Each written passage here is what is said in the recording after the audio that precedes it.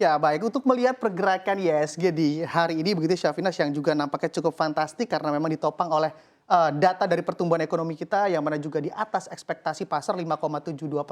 Anda melihatnya pergerakan untuk hari ini seperti apa, Syafina? Ya, kalau kita lihat di sesi satu memang IHSG ini kan sempat menguat 0,23% hingga akhirnya ditutup di level 7.100. Hari ini ditutup menyentuh level 7.100 dan telah terapresiasi 0,81%. Dan kalau tadi kita sampaikan turnovernya cukup rendah dibandingkan hari sebelumnya, ternyata pas ditutup pun sekarang berada di kisaran 12 triliun 209 triliun rupiah. Jadi memang sebenarnya sama, tidak terlalu berbeda jauh dengan 2 hari sebelumnya di Kamis dan Jumat pekan lalu. Dan kalau misalkan di minggu lalu nih IHSG nih dihantui oleh sentimen negatif. Nah kalau minggu ini hopefully seminggu ke depan nih akan Ya. dihantui oleh sentimen-sentimen positif. Salah satunya di awal minggu ini pergerakan IHSG tadi di pertengahan sesi satu saja sudah melonjak naik ke zona hijau karena adanya rilis PDB kuartal 3 2022 yang tumbuh cukup signifikan, di mana tumbuh di kuartal 3 2022 di angka 5,72% secara year on year, dan jika kita bandingkan secara kuartal sebelumnya ini berada di angka 1,81%. Nah, rilis PDB inilah yang kemungkinan besar paling berdampak kepada optimisme dari para investor. Lalu kedua, apa sih yang sebenarnya menyebabkan BPS kita, maksud kami bukan BPS tapi PDB kita adalah bisa meningkat begini signifikan, itu karena adanya neraca perdagangan kita yang surplus karena tingginya ekspor yang dilakukan oleh Indonesia, dan surplusnya ini mencapai 14,92 miliar US dollar selama bulan Juli sampai dengan September 2022. Ini ditopang karena apa? Karena ekspor batubara kita melonjak, ekspor CPO kita melonjak, besi dan baja melonjak, dan ini juga karena pengaruh kenaikan harga internasional. Nggak hanya itu, pelonggaran yang dilakukan oleh Indonesia. Kemarin kita sempat ngalamin PPKM, Betul. lalu akhirnya kebijakan tersebut dilonggarkan oleh pemerintah hingga akhirnya jumlah wisatawan yang datang ke Indonesia melonjak.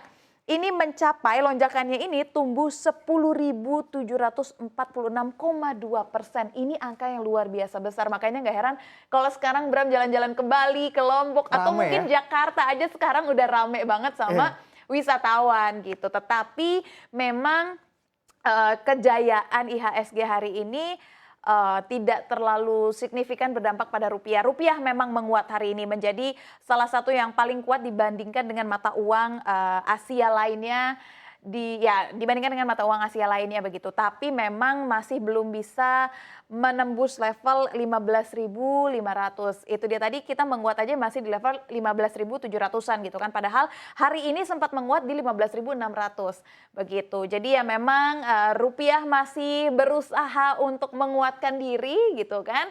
Tetapi memang masih belum bisa turun dari 15.000, belum bisa menyentuh level 15.500. Ya, betul sekali. Apalagi kalau kita perhatikan banyak yang menyebut sebetulnya level 16.000 per satu dolar Amerika Serikat itu juga potensi yang juga menjadi ancaman kita karena Iya. gerbang neraka akan terbuka begitu katanya Syafinas. Ini juga perlu diwaspadai begitu ya oleh para pelaku pasar. Tapi kalau kita lihat dari PDB kita sebenarnya dari kuartal 1, kuartal 2, kuartal 3 naik terus begitu ya sesuai dengan cita-cita pemerintah di program pemulihan ekonomi nasional seperti yang Syafinas juga tadi katakan. Iya. Kalau kita lihat tempat-tempat wisata nampaknya juga sudah mulai ramai Betul. menjadi ekonominya juga ikut bergerak begitu Syafinas. Iya, dan kalau kita berbicara tentang rupiah, mungkin penguatan rupiah ini bisa terjadi juga karena adanya intervensi yang dilakukan oleh Bank Indonesia gitu. Dan ini terbukti dari cadangan devisa negara kita yang pada bulan ini menurun. Di Oktober 2022, Bank Indonesia melaporkan posisi cadangan devisa Indonesia di akhir Oktober ini mencapai 130,2 miliar US dollar atau menyusut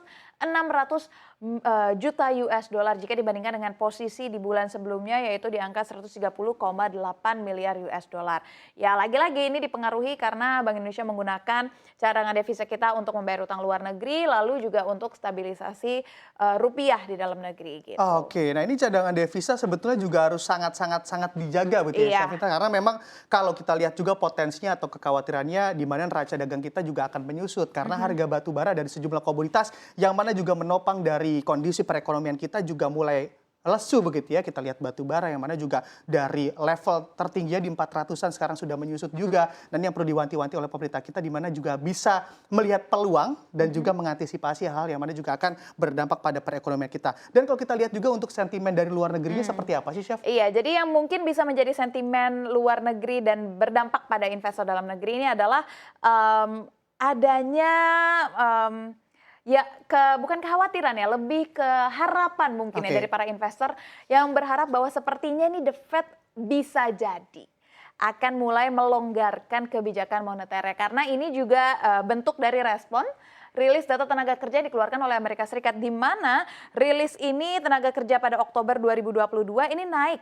Jadi 315.000 dari awalnya di 263.000 pada bulan September 2022. Ini berarti kan dari September ke Oktober naiknya cukup tinggi ya. Tetapi yang perlu menjadi notes juga bagi investor kita, tingkat pengangguran negeri Pamansam juga naik. Jadi agak anomali ya, tenaga kerjanya meningkat tetapi penganggurannya juga meningkat begitu. Jadi yang dulunya 3,5% di September 2022, di Oktober 2022 menjadi 3,7%. Lalu penghasilan per jam rata-ratanya juga meningkat kini menjadi 0,4%, naik setelah 0,3% di bulan September 2022. Tetapi kenaikan upah tersebut tidak sejalan dengan kenaikan upah per jam tadi ya, tidak sejalan dengan kenaikan upah secara menyeluruh yang melambat 4,7% secara tahunan pada Oktober setelah naik 5% di bulan September 2022. Jadi meski data tenaga kerja tumbuh positif ya, Presiden The Fed mengatakan masih cukup prematur nih. Masih dikatakan prematur jika kita mau mengatakan The Fed tidak akan agresif lagi. Ini terlalu early untuk kita mengatakan hal seperti itu gitu. Oke. Karena kan target inflasinya juga masih jauh. Amerika Serikat menargetkan maunya di angka 2-3%, tapi sekarang kan masih belum tercapai gitu. Oke, baik. Nah, ini juga banyak yang bilang kalau misalnya The Fed begitu masih prematur, ini nampaknya akan menciptakan fear begitu ya bagi pasar kita. Ini juga yang perlu Dan diwaspadai. kecenderungan untuk wait and see juga nggak sih Bram? Betul. Pasti kayak angka tenaga kerjanya baik, tetapi kok kita masih cukup prematur untuk membicarakan hal ini gitu kan, terlalu cepat untuk membicarakan hal ini. Oke, karena mungkin targetnya juga sangat rendah begitu ya, Chef Inas. Kalau kita perhatikan saat ini inflasi Amerika Serikat masih cukup tinggi, di mana di 8%-an, targetnya di 2%. Di Itu 2. kan juga cukup jauh begitu ya. Dan pastinya juga secara logika hal ini juga menciptakan kekhawatiran juga bahwa The Fed juga akan menaikkan suku bunga berkali-kali dan juga dengan level yang cukup tinggi. Iya. Dan kalau kita berbicara tentang sentimen luar negeri, ini juga ada yang menarik pemirsa untuk diperhatikan, yaitu impor China yang melambat. Kita tahu ya, China itu mitra dagang terbesar RI. Betul. Dan China ini menjadi negara dengan perekonomian kedua terbesar di dunia. Tetapi data ekspor impor China ini terkontraksi akibat menurunnya permintaan dari luar negeri dan juga zero COVID policy-nya yang belum kunjung selesai begitu. Ekspor negara tersebut menyusut 0,3% dan ini menjadi yang pertama kalinya sejak Juni 2020 karena lagi-lagi tren global permintaan juga menurun, lesu begitu, dan impor China juga menyusut 0,7%. Ini pertama kalinya sejak April 2020. Ini berkaitan karena larangan pembukaan pintu daerah China akibat adanya zero COVID policy itu. Jadi ya memang sedikit banyak apa yang terjadi di China ini pasti sedikit banyak akan berdampak ke Indonesia karena balik lagi ya mitra dagang terbesar Indonesia begitu kan. Ya, sebetulnya kalau kita perhatikan dampaknya sudah terasa begitu ya, Syafinas. Andai kita lihat juga berbagai industri yang mana khususnya sektor padat karya juga saat ini banyak mem-PHK-kan para karyawannya karena memang untuk ekspornya lesu, di mana sebetulnya ekspor mereka adalah kontributor terbesar penjualan mereka. Jadi juga tidak bisa ditopang oleh penjualan dalam negeri. Nah, ini yang perlu diwanti-wanti juga bagaimana sehingga menciptakan dengan ekspor yang sepi menciptakan pasar di dalam negeri walaupun itu juga tidak mudah, Syafinas. Iya, tetapi kalau kita berbicara tentang banyaknya PHK di sektor industri tekstil begitu ya, ini ada yang menarik dari emiten di dalam negeri yang menjadi top gainers di hari ini.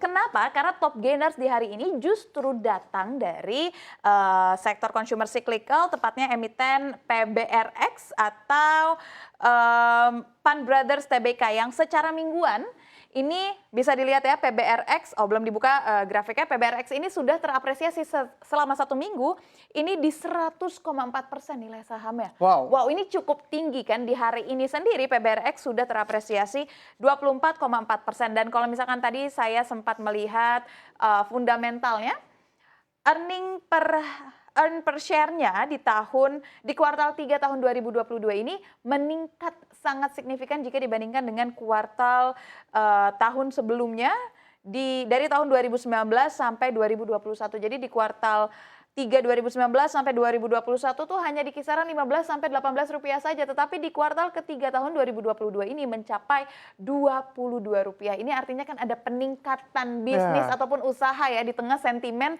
ramainya PHK di industri tekstil ini. Ya, betul sekali, ada ketidaksamaan begitu ya, Anomali. anomali dengan kondisi di lapangan yang mana juga banyak PHK, tapi kalau kita lihat dari kinerja sahamnya sebetulnya sangat ciamik sekali karena secara mingguan kenaikannya 104%. Iya. Ini pasti happy cuan begitu ya buat yang sudah masuk di saham ini. Tapi kita nanti juga Syafinas akan berbicara lebih dalam juga terkait hal ini dengan tim riset begitu ya, Iya. bisa dibahas juga mengapa juga PBRX ini juga menjadi kuat ataupun mengalami penguatan hingga ratusan persen.